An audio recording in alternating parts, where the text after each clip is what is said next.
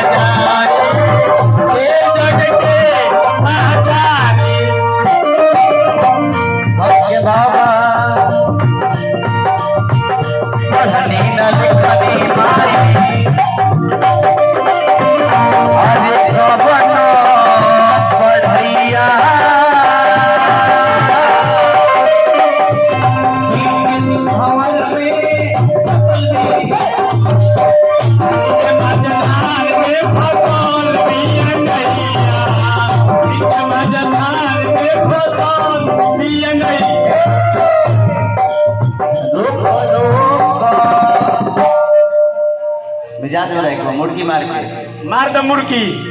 गीत गाना ऐसा न के कहीं कि सब कोई के मजा आवे हाय हाय इने कि अपने गाई अपने सुनी तो काम ना चले बुझाई के बासिए भात खाता मिजाज में रखो मुर्गी मार के भैया हां तारा मुर्गी ना आवेला तो आवेला कुछ हाय हाय खाली हाय हाय करे आई अरे रुको भैया शांति तारा मुर्गी ना मारे वाला हम जानत नहीं लेकिन जवान तू मार दे बोलू केहू ना मार आय हाय अब मुर्गी मार के अरे पढ़नी ना लिखनी दाल भात चोखा दाल भात चोखा दाल भात चोखा दाल भात क्या बात है लोगों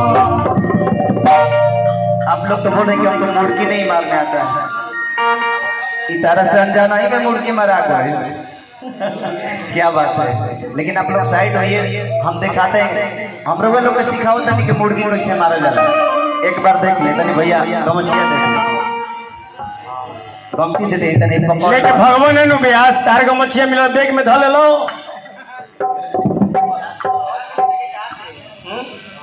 सब कोई के गमछी मिलल बा भाई आओ अरे पढ़नी ना लिखनी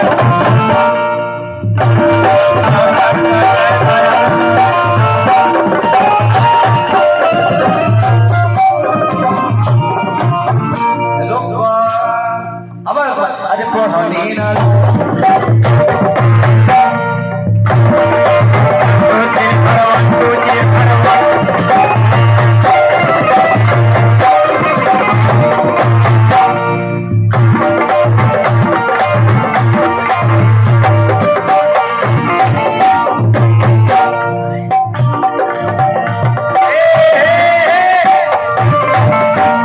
ये छपर है ना छे असली ये छपर है भोजपुरी के मिजाज हो। ए व्यास जी तनी सिखाई